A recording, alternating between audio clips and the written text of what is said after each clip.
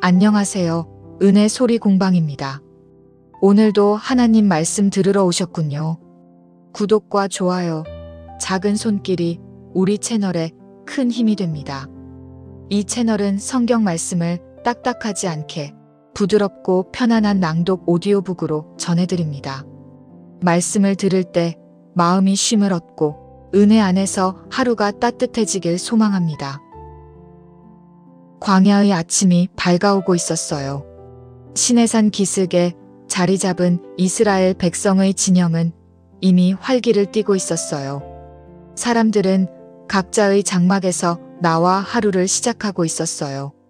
그러나 오늘은 특별한 날이었어요. 하나님께서 모세를 통해 백성들에게 새로운 말씀을 전하실 예정이었거든요. 모세는 이른 아침부터 회막 앞에서 기도하고 있었어요. 그의 얼굴에는 깊은 경외심이 어려 있었어요. 지난 몇 주 동안 하나님께서는 이스라엘 백성들에게 거룩한 삶을 살아가는 방법에 대해 자세히 가르쳐 주셨어요. 제사에 관한 규례, 먹을 것과 먹지 말아야 할 것에 관한 법, 출산과 관련된 정결법까지 모든 것이 하나님의 거룩하심을 반영하는 것들이었어요.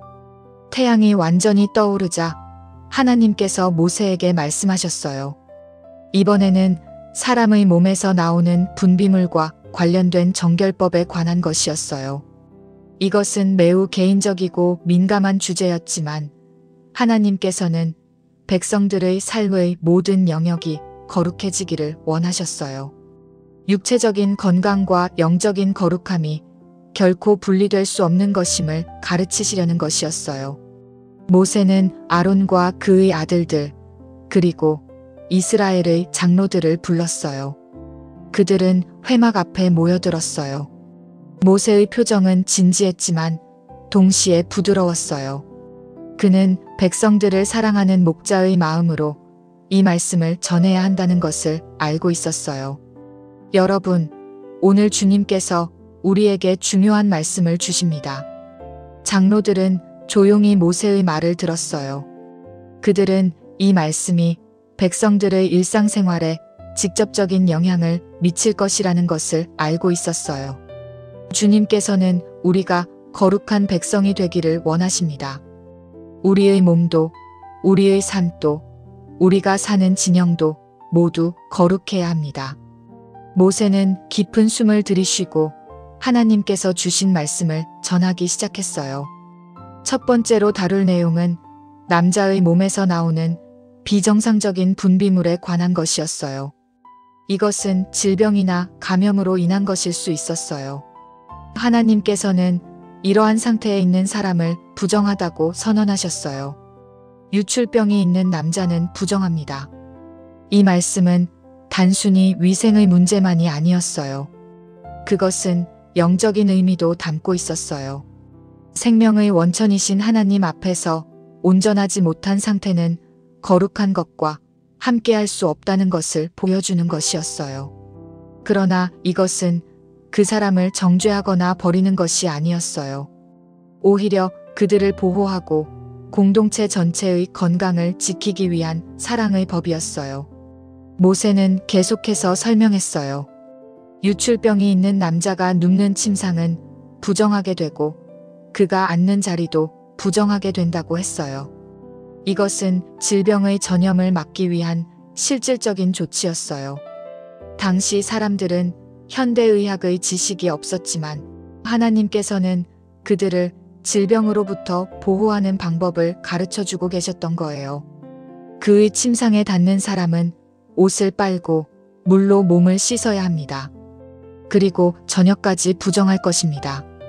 장로들은 고개를 끄덕였어요. 이것은 이미 백성들 사이에서 어느 정도 실천되고 있던 것이기도 했어요. 하지만 이제 그것이 하나님의 명령으로 확립되는 것이었어요. 모세는 더 자세한 규정들을 설명했어요. 유출병이 있는 사람이 앉았던 물건에 앉는 사람도 같은 정결의식을 거쳐야 했어요. 옷을 빨고 물로 씻는 것, 이것은 단순한 청결의 문제를 넘어서 영적인 정결함을 상징하는 의식이었어요. 그 사람의 몸에 닿는 자는 옷을 빨고 물로 몸을 씻어야 합니다. 이 법은 매우 구체적이었어요. 유출병이 있는 사람이 침을 뱉으면 그것에 닿는 사람도 부정하게 되었어요. 그가 타는 안장도 부정하게 되었어요. 이 모든 규정은 질병의 확산을 막고 공동체를 보호하기 위한 것이었어요.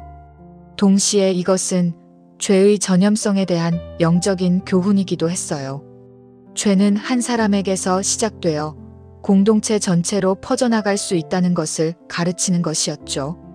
모세는 잠시 멈추고 장로들의 얼굴을 살폈어요. 그들은 진지하게 듣고 있었어요. 이것은 쉽지 않은 주제였지만 백성들의 건강과 거룩함을 위해 반드시 필요한 것이었어요. 유출병이 있는 사람이 만진 모든 것은 부정하게 됩니다. 그것을 만진 사람은 저녁까지 부정할 것입니다. 그러나 하나님께서는 단순히 제한만 두신 것이 아니었어요. 회복의 길도 함께 보여주셨어요. 모세는 이 부분을 특별히 강조했어요. 질그릇은 깨뜨려야 했지만 나무 그릇은 물로 씻을 수 있었어요. 이것은 어떤 것은 회복될 수 있고 어떤 것은 완전히 새롭게 시작해야 한다는 것을 보여주는 것이었어요. 그리고 더 중요한 것은 유출병이 있던 사람이 깨끗해지는 과정이었어요. 모세는 이 부분을 자세히 설명했어요. 유출병이 멈추고 나면 그 사람은 7일을 기다려야 했어요. 이것은 단순히 기다리는 시간이 아니었어요. 그것은 완전한 치유를 확인하는 시간이었고 영적으로 준비하는 시간이었어요. 7일을 센 후에는 옷을 빨고 흐르는 물로 몸을 씻어야 합니다. 그러면 정결하게 됩니다. 흐르는 물, 이것은 특별한 의미가 있었어요. 고인 물이 아니라 흐르는 물은 생명과 갱신을 상징했어요.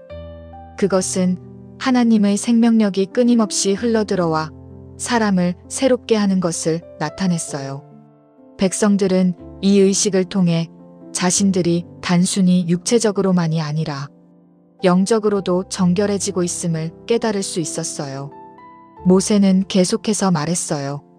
8일째 되는 날, 그 사람은 산비둘기 2마리나 집비둘기, 새끼 2마리를 가지고 회막 문 앞으로 와야 했어요. 제사장에게 그것들을 드리면 제사장은 하나는 속죄제로, 하나는 번제로 드렸어요. 제사장은 그를 위하여 주님 앞에서 속죄할 것입니다. 이것은 아름다운 회복의 과정이었어요. 질병으로 인해 공동체에서 격리되었던 사람이 다시 거룩한 백성의 일원으로 돌아오는 것이었어요. 속죄제는 그 사람이 부정했던 상태로부터 용서받고 깨끗해짐을 의미했어요. 번제는 그가 다시 하나님께 온전히 헌신할 수 있게 됨을 나타냈어요. 장로들은 이 모든 것을 주의 깊게 들었어요. 그들은 이 법을 백성들에게 전해야 할 책임이 있었어요. 하지만 모세의 설명은 여기서 끝나지 않았어요. 이제 더 일반적인 상황에 대한 규정이 이어졌어요. 남자에게서 정액이 나왔을 때도 정결의식이 필요했어요. 이것은 질병과는 다른 자연스러운 생리 현상이었지만 역시 정결법의 대상이었어요. 그 사람은 물로 온몸을 씻어야 했고 저녁까지 부정한 것으로 여겨졌어요. 그것이 묻은 모든 옷과 가죽은 물로 빨아야 합니다. 저녁까지 부정할 것입니다. 이 규정은 단순히 위생의 문제만은 아니었어요. 그것은 생명의 신성함에 대한 것이었어요. 생명을 만들어낼 수 있는 능력은 하나님께서 주신 귀한 선물이었지만 동시에 그것은 거룩하게 다루어져야 하는 것이었어요. 하나님께서는 백성들에게 생명과 관련된 모든 것을 경외하는 마음으로 대하기를 원하셨어요. 부부 관계에 대한 규정도 있었어요. 이것은 매우 사적인 부분이었지만 하나님께서는 이것조차도 간과하지 않으셨어요. 부부가 관계를 가진 후에는 둘 다 물로 씻어야 했고 저녁까지 부정한 것으로 여겨졌어요.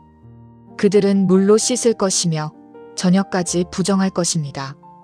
이것은 부부 관계가 죄라는 것을 의미하는 게 아니었어요. 오히려 그것은 하나님께서 정하신 거룩한 것이었어요. 하지만 그날은 예배나 성막에 가까이 가는 것을 삼가야 했어요. 이것은 하나님께 나아갈 때는 온전히 준비된 상태여야 함을 가르치는 것이었어요. 모세는 잠시 숨을 고르고 다음 주제로 넘어갔어요. 이제는 여자의 생리 현상에 관한 규정이었어요. 이것은 더욱 민감한 주제였지만 하나님께서는 이것 또한 명확히 규정하셨어요. 여자에게 유출이 있어 그의 몸에서 피가 나오면 7일 동안 불결한 상태에 있을 것입니다.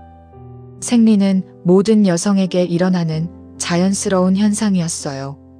그러나 고대 이스라엘에서는 이 기간 동안 여성이 특별한 주의를 기울여야 했어요. 7일 동안 그녀는 부정한 것으로 여겨졌고 그녀가 눕는 곳이나 앉는 곳도 부정하게 되었어요. 그를 만지는 모든 사람은 저녁까지 부정할 것입니다. 이 규정은 여성을 차별하거나 불결하게 여기려는 의도가 아니었어요. 오히려 그것은 여성의 건강을 보호하고 그녀가 충분히 쉴 수 있도록 하는 배려였어요. 그 기간 동안 여성은 많은 일상적인 의무에서 자유로울 수 있었어요. 그녀를 만지는 사람이 부정하게 된다는 것은 그녀에게 육체적인 접촉을 삼가고 휴식을 보장하는 실질적인 효과가 있었던 거예요. 모세는 이 부분을 설명하면서 특히 부드러운 목소리를 유지했어요. 이것은 여성들이 수치심을 느낄 주제가 아니라 하나님께서 그들을 돌보시는 방법이라는 것을 분명히 하고 싶었거든요. 그가 눕는 모든 것은 부정하고 그가 앉는 모든 것도 부정할 것입니다. 생리 기간 동안 여성이 사용하는 침상이나 의자를 만지는 사람도 정결 의식을 거쳐야 했어요. 옷을 빨고 물로 씻는 것, 이것은 이제 익숙한 과정이었어요. 이 모든 규정은 단순히 규칙이 아니라 사랑과 배려의 표현이었어요. 7일이 지나면 여성은 자동으로 정결하게 되었어요. 별도의 제사나 의식이 필요하지 않았어요. 이것은 생리가 질병이 아니라 자연스러운 현상이라는 것을 보여주는 것이었어요. 하나님께서는 여성의 몸이 만들어진 방식을 존중하셨고 그것을 통해 생명이 잉태될 수 있는 놀라운 능력을 주셨어요. 그러나 만약 여성에게 비정상적인 유출이 있다면, 즉 생리 기간이 아닌데도 계속 피가 나오거나 정상적인 기간을 훨씬 넘어서 출혈이 계속된다면 그것은 다른 문제였어요. 이것은 질병의 징후일 수 있었어요. 그 유출이 있는 모든 날 동안 그는 생리 기간처럼 부정할 것입니다. 이러한 비정상적인 상태에 있는 여성도 같은 규정을 따라야 했어요. 그녀가 눕는 곳, 앉는 곳, 그녀를 만지는 사람 모두 부정하게 되었어요. 이것은 그녀를 보호하고 질병이 확산되는 것을 막기 위한 것이었어요. 동시에 그녀에게 충분한 휴식과 치료의 시간을 주는 것이기도 했어요. 모세는 이 여성들의 회복 과정도 설명했어요. 유출이 멈추면 그녀는 7일을 세어야 했어요. 이것은 완전한 치유를 확인하는 기간이었어요. 7일이 지나면 그녀는 정결하게 되었어요. 8일째 되는 날에 산비둘기 2마리나 집비둘기, 새끼 2마리를 가져다가 회막 문 앞 제사장에게 드려야 합니다. 이것은 남자의 유출병과 같은 과정이었어요. 제사장은 하나는 속죄제로, 하나는 번제로 드렸어요. 이것은 그녀가 다시 온전히 하나님의 백성 가운데 한 사람이 되었음을 선포하는 의식이었어요. 속죄제를 통해 그녀는 부정했던 상태에서 벗어났고 번제를 통해 그녀는 다시 하나님께 나아갈 수 있게 되었어요. 장로들은 이 모든 규정을 마음에 새기고 있었어요. 이것들은 복잡해 보였지만 그 안에는 일관된 원리가 있었어요. 하나님께서는 백성들이 거룩하기를 원하셨고 그들의 몸과 마음이 온전하기를 원하셨어요. 질병이나 부정한 상태는 일시적으로 사람을 공동체에서 분리시켰지만 동시에 회복의 길이 항상 열려 있었어요. 모세는 이제 이 모든 규정의 핵심 이유를 설명하기 시작했어요. 그의 목소리에는 깊은 열정이 담겨 있었어요. 여러분은 이스라엘 자손을 그들의 부정에서 떠나게 해야 합니다. 이것은 단순히 위생 규칙이 아니었어요. 이것은 영적인 진리였어요. 백성들이 부정한 상태로 지낸다면 그들 가운데 있는 하나님의 성막을 더럽힐 수 있었어요. 하나님께서는 거룩하신 분이시고 그분께서 거하시는 곳도 거룩해야 했어요. 백성들이 거룩하지 않으면 그들은 자신의 부정함으로 인해 죽을 수도 있었어요. 그들이 내가 그들 가운데 있는 내 장막을 더럽혀서 그들의 부정함 가운데서 죽지 않도록 해야 합니다. 이 말씀은 매우 진지했어요. 하나님의 임재는 축복이었지만 동시에 그것은 백성들에게 거룩한 삶을 요구했어요. 하나님께서 그들 가운데 계신다는 것은 영광스러운 특권이었지만 그것은 또한 큰 책임이었어요. 백성들은 하나님께서 그들 가운데 거하시기에 합당한 삶을 살아야 했어요. 모세는 마지막으로 2장의 내용을 요약했어요. 이것은 유출병이 있는 남자와 정액이 나온 남자, 생리 중인 여자와 비정상적인 유출이 있는 여자, 그리고 부정한 여자와 동침한 남자에 관한 법이었어요. 이것이 유출병이 있는 자에 관한 법입니다. 장로들은 조용히 고개를 숙였어요. 이 모든 규정을 백성들에게 전하고 실행하는 것은 쉽지 않을 것이었어요. 하지만 그들은 이것이 백성들의 유익을 위한 것임을 알았어요. 이 법들은 그들을 질병으로부터 보호하고 공동체의 건강을 지키며 영적으로 거룩하게 살 수 있도록 도와줄 것이었어요. 해가 중천에 떠올랐어요. 모세와 장로들의 모임은 끝나가고 있었어요. 이제 이 말씀을 백성들에게 전할 시간이었어요. 장로들은 각자의 지파로 돌아가 백성들을 모았어요. 사람들은 호기심 어린 눈으로 모여들었어요. 한 장로가 르우벤 지파 사람들 앞에 섰어요. 그는 모세에게서 들은 말씀을 전하기 시작했어요. 처음에는 조금 어색했어요. 이런 주제를 공개적으로 이야기하는 것이 익숙하지 않았거든요. 하지만 그는 이것이 하나님의 명령이고 백성들의 유익을 위한 것임을 강조했어요. 이것은 우리를 사랑하시는 하나님의 배려입니다. 우리의 몸을 건강하게 지키고 우리의 영혼을 거룩하게 만들기 위한 것입니다. 백성들은 조용히 들었어요. 어떤 사람들은 고개를 끄덕였어요. 그들은 이미 비슷한 관습을 따르고 있었기 때문이었어요. 하지만 이제 그것이 하나님의 명령으로 확립된다는 것을 알게 되었어요. 어떤 여성들은 안도의 표정을 지었어요. 생리기간 동안 쉴 수 있다는 것, 그것이 하나님께서 인정하시는 것이라는 사실이 그들에게 위로가 되었어요. 시므온 지파의 진영에서도 같은 일이 벌어지고 있었어요. 한 젊은 남자가 질문했어요. 그렇다면 우리가 부정하게 되는 것은 죄를 지은 것인가요? 장로는 고개를 저었어요. 아닙니다. 부정한 것과 죄를 짓는 것은 다릅니다. 부정함은 일시적인 상태일 뿐입니다. 중요한 것은 그 상태를 인정하고 하나님께서 정하신 방법대로 정결하게 되는 것입니다. 이것은 중요한 구분이었어요. 질병에 걸리거나 생리를 하는 것은 죄가 아니었어요. 그것은 인간의 몸이 가진 자연스러운 특성이었어요. 하지만 그런 상태에서 하나님의 거룩한 것들에 함부로 다가가거나 공동체를 위험에 빠뜨리는 것은 잘못된 일이었어요. 유다 지파의 한 여성이 손을 들었어요. 그렇다면 우리는 그 기간 동안 무엇을 해야 하나요? 장로는 미소를 지었어요. 쉬세요. 회복하세요. 하나님께 기도하세요. 이 시간은 여러분이 일상의 분주함에서 벗어나 자신을 돌아볼 수 있는 시간입니다. 이 대답은 많은 여성들에게 새로운 시각을 열어주었어요. 그들은 그 시간을 부담으로만 여겼었는데 이제는 그것이 하나님께서 주시는 휴식의 시간이라는 것을 깨달았어요. 그 기간 동안 그들은 무거운 짐을 나르거나 힘든 일을 하지 않아도 되었어요. 가족들도 그들을 배려해야 했어요.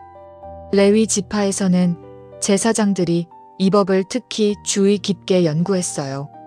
그들은 백성들이 정결하게 되는 의식을 집행해야 할 책임이 있었으니까요. 한 젊은 제사장이 아론에게 물었어요.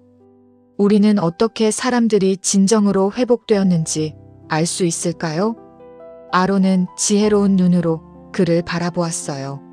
하나님께서 정하신 기간과 절차를 따르면 됩니다. 7일을 기다리고 흐르는 물로 씻고 정해진 제사를 드리는 것입니다. 우리는 하나님께서 그 과정을 통해 사람들을 회복시키신다는 것을 믿어야 합니다. 이것은 신앙의 문제였어요.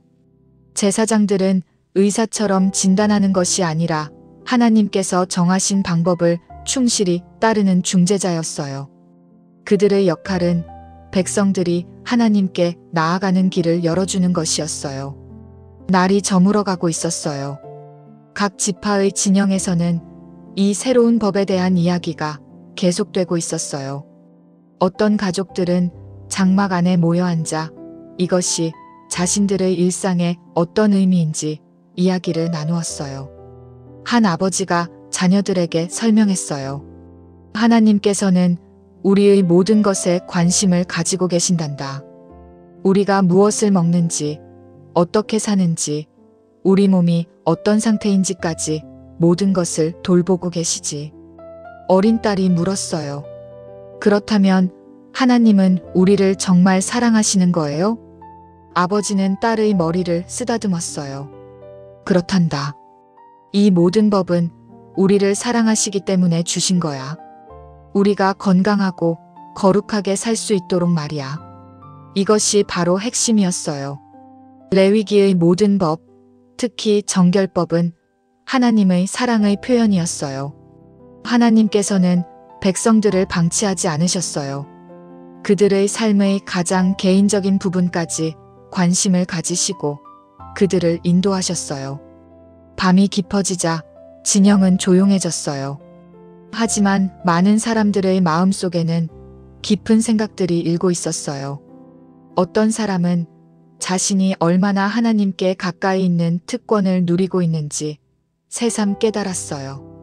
하나님께서 그들 가운데 거하신다는 것, 그래서 그들이 거룩하게 살아야 한다는 것, 이것은 놀라운 사실이었어요. 한 젊은 여성은 장막 밖에 나와 별을 바라보았어요. 그녀는 최근에 비정상적인 유출로 고생하고 있었어요. 이제 그녀는 어떻게 해야 할지 알았어요.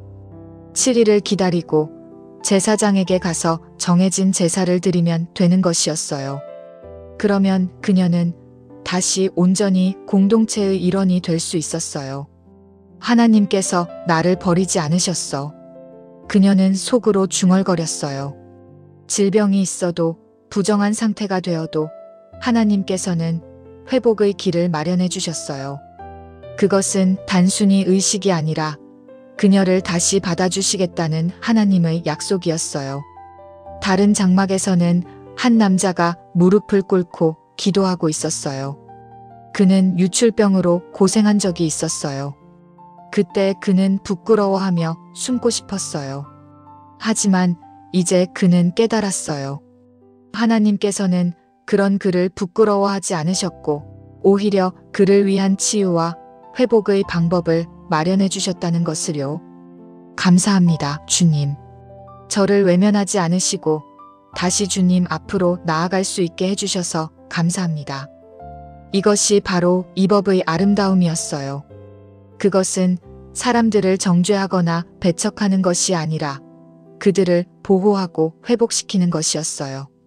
일시적인 분리는 있었지만 그것은 영원한 추방이 아니었어요. 항상 돌아올 수 있는 길이 열려 있었어요. 며칠이 지났어요.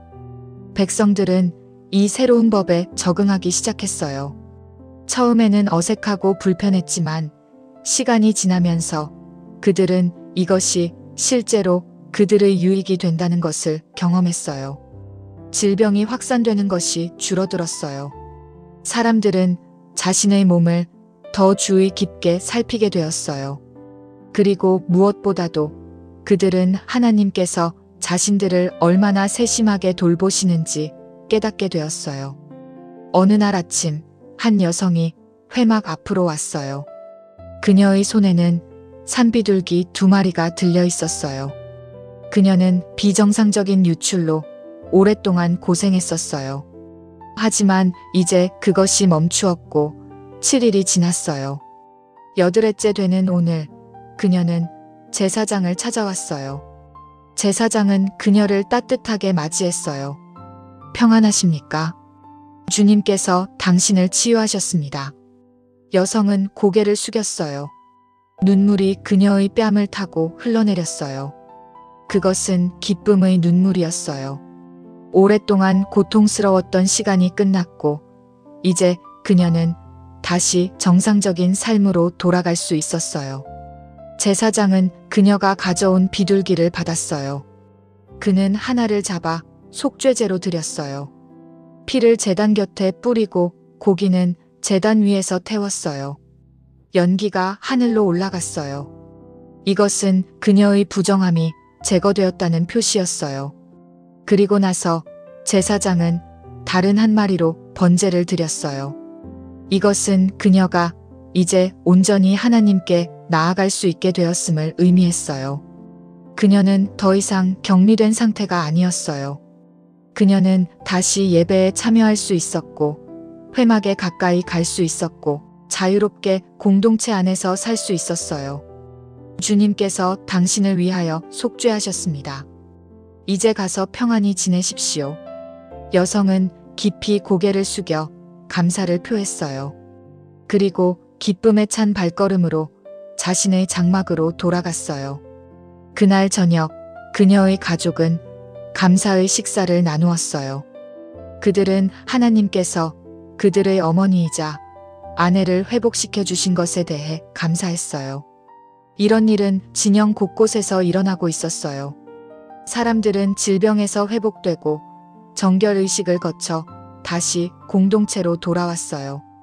매번 그럴 때마다 그들은 하나님의 은혜를 새롭게 경험했어요.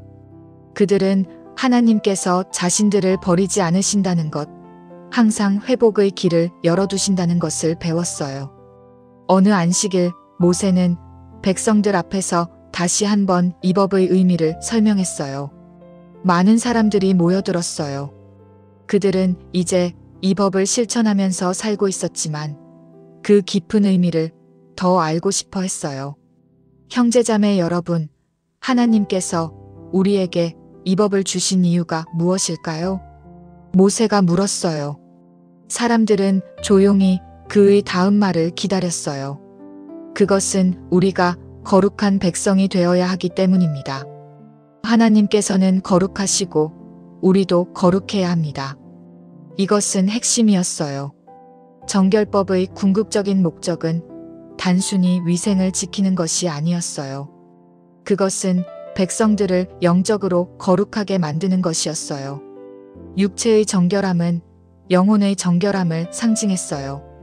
우리의 몸에서 나오는 것들, 우리가 만지는 것들, 우리가 사용하는 것들, 이 모든 것이 중요합니다.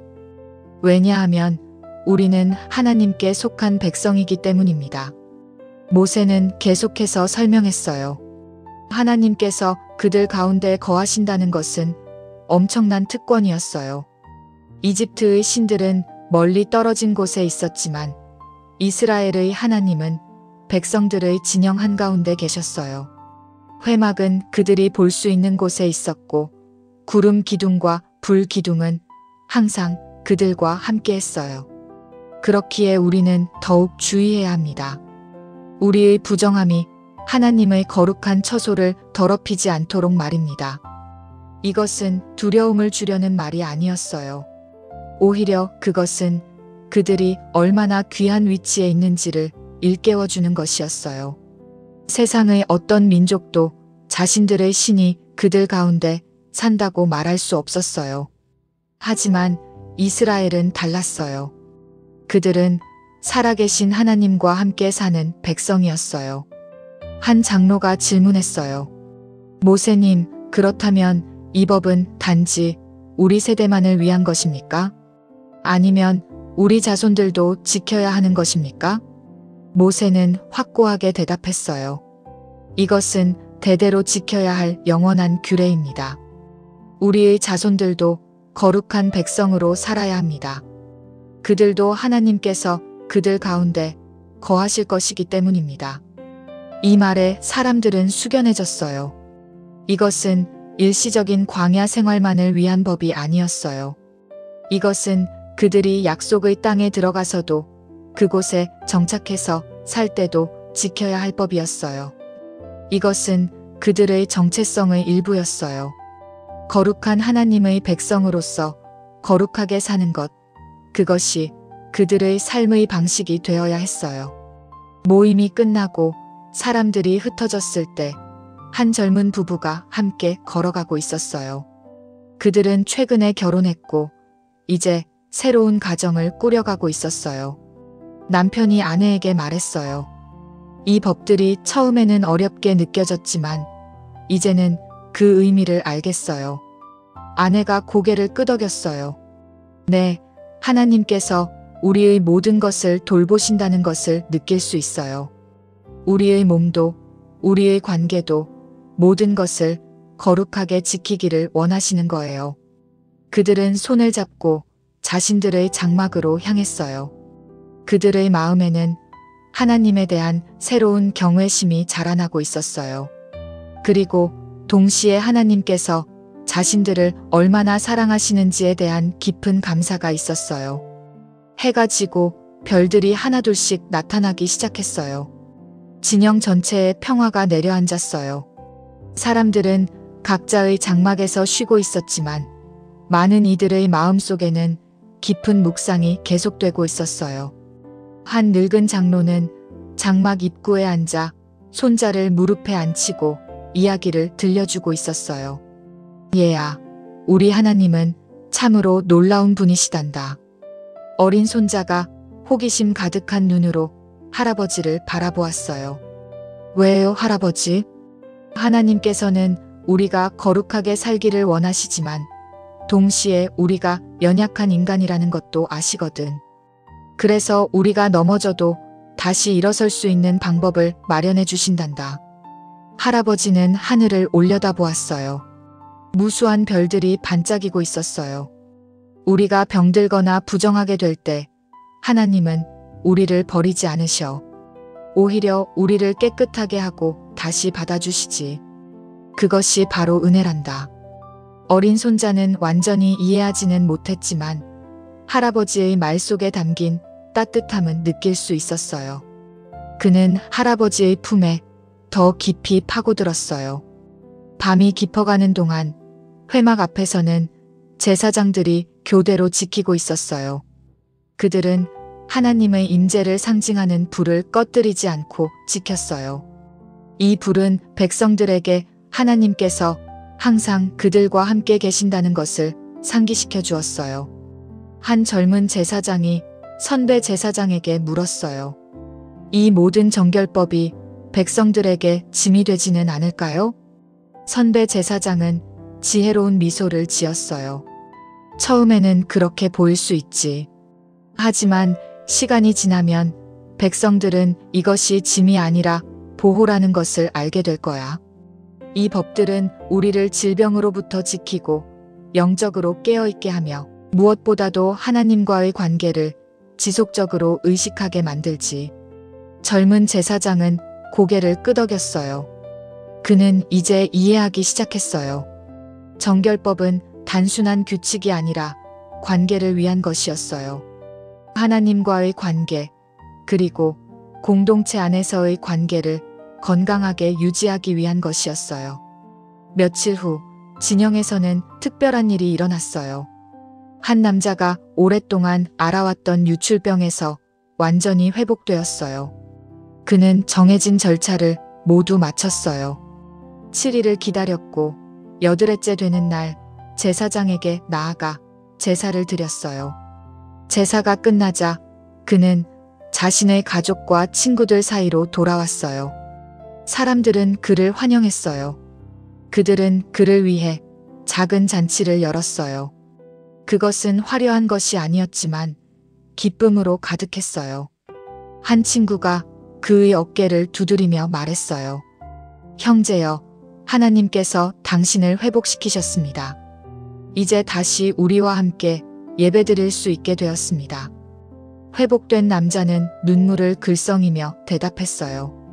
저는 결코 잊지 못할 것입니다. 제가 병들었을 때도 하나님께서는 저를 버리지 않으셨습니다. 그분은 저를 위한 길을 마련해 두셨습니다. 그의 이야기는 진영 곳곳으로 퍼져나갔어요. 사람들은 그의 간증을 들으며 격려를 받았어요. 질병이나 부정한 상태가 끝이 아니라는 것, 항상 회복과 희망이 있다는 것을 배웠어요. 몇 주가 지나면서 백성들은 이 법들을 자연스럽게 지키게 되었어요. 그것은 더 이상 낯설거나 부담스러운 것이 아니었어요. 오히려 그것은 그들의 삶의 일부가 되었어요. 그들은 자신들이 거룩한 백성이라는 정체성을 더욱 깊이 받아들이게 되었어요. 한 어머니는 딸에게 이렇게 가르쳤어요. 얘야, 너의 몸은 하나님께서 만드신 거란다. 그래서 귀하고 소중한 거야. 내가 생리를 할 때도 부끄러워할 필요가 없어. 그것은 자연스러운 일이고 하나님께서도 그것을 아시고 너를 배려해 주시는 거야. 딸은 어머니의 말을 귀 기울여 들었어요. 그녀는 자신의 몸에 대해 더 긍정적으로 생각하게 되었어요. 그것은 부끄러운 것이 아니라 하나님의 창조의 일부였어요. 또 다른 가정에서는 아버지가 아들에게 책임감에 대해 이야기하고 있었어요. 아들아, 우리가 부정하게 되는 것을 막을 수는 없어. 그것은 인간의 몸이 가진 특성이니까. 하지만 중요한 것은 우리가 그것을 어떻게 다루느냐야. 하나님께서 정하신 방법을 따라 정결하게 되고 다른 사람들을 배려하는 것, 그것이 책임 있는 태도란다. 아들은 고개를 끄덕였어요.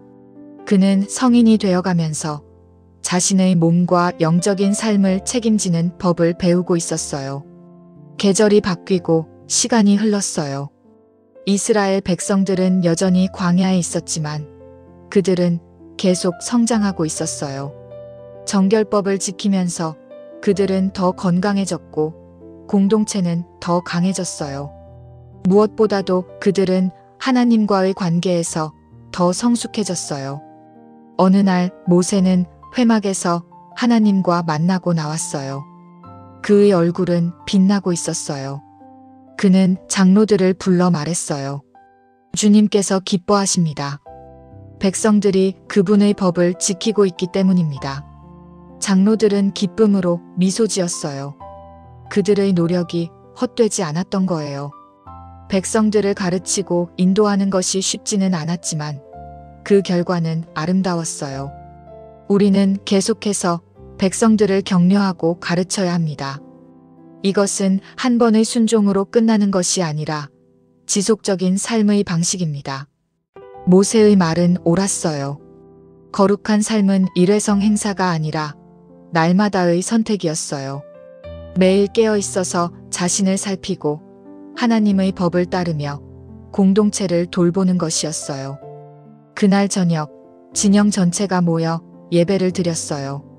제사장들은 제단에서 제사를 드렸고 사람들은 찬양했어요.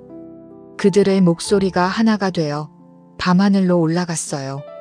그것은 감사와 경배의 노래였어요. 예배가 끝난 후 사람들은 천천히 자신들의 장막으로 돌아갔어요. 그들의 마음은 평안으로 가득했어요. 하나님께서 그들과 함께 계시다는 것, 그들을 사랑하시고 돌보신다는 것, 그리고 그들에게 거룩하게 살 수 있는 길을 보여주신다는 것에 대한 깊은 감사가 있었어요. 한 노인이 밤하늘의 별을 바라보며 중얼거렸어요. 우리는 참으로 복된 백성입니다. 이렇게 놀라운 하나님을 섬길 수 있다니 말입니다. 그의 말은 진실이었어요. 이스라엘 백성은 세상의 어떤 민족도 누릴 수 없는 특권을 누리고 있었어요. 그들은 살아계신 하나님을 알았고 그분의 음성을 들었으며 그분과 함께 살았어요. 그리고 그 하나님께서는 그들의 삶의 모든 세세한 부분까지 돌보셨어요. 레위기 15장의 법은 이렇게 이스라엘 백성의 삶 속에 자리 잡았어요. 그것은 단순한 위생 규칙이 아니라 거룩한 삶을 사는 방법이었어요. 그것은 백성들을 질병으로부터 보호했고 공동체를 건강하게 유지했으며 무엇보다도 그들로 하여금 하나님의 거룩하심을 끊임없이 의식하게 만들었어요. 이 법을 통해 백성들은 자신들이 특별한 존재라는 것, 하나님께 속한 거룩한 백성이라는 것을 날마다 기억할 수 있었어요. 그리고 그들은 비록 연약하고 부족해도 하나님께서 항상 회복의 길을 열어두고 계신다는 것을 배웠어요. 레위기 15장은 하나님의 거룩하심과 백성을 향한 세밀한 사랑을 담고 있어요. 신체의 유출과 관련된 정결법은 단순히 위생 규정이 아니라 거룩한 하나님 앞에서 온전한 상태로 나아가야 함을 가르쳐요. 남자의 유출병과 여자의 생리현상 모두 일시적인 부정함을 가져오지만 하나님께서는 7일의 정결 기간과 흐르는 물로 씻는 의식, 그리고 제사를 통한 회복의 길을 마련하셨어요. 이 모든 규정은 이스라엘 백성이 하나님께서 그들 가운데 거하시는 거룩한 공동체임을 일깨우고 부정함이 하나님의 성막을 더럽히지 않도록 보호하기 위한 것이었어요. 질병이나 부정함이 죄는 아니지만 그 상태를 인정하고 하나님께서 정하신 방법으로 정결함을 회복하는 것이 중요해요. 이를 통해 백성들은 하나님의 거룩하심과 그분의 세심한 돌보심을 동시에 경험하며 육체적 건강과 영적 거룩함이 하나로 연결되어 있음을 배우게 되었어요. 이상 레위기 15장이었습니다. 오늘도 하나님의 은혜 안에서 마음이 평안하고 작은 일상 속에서도 기쁨을 발견하며 행복하고 은혜로운 하루가 되시기를 바랍니다. 아멘.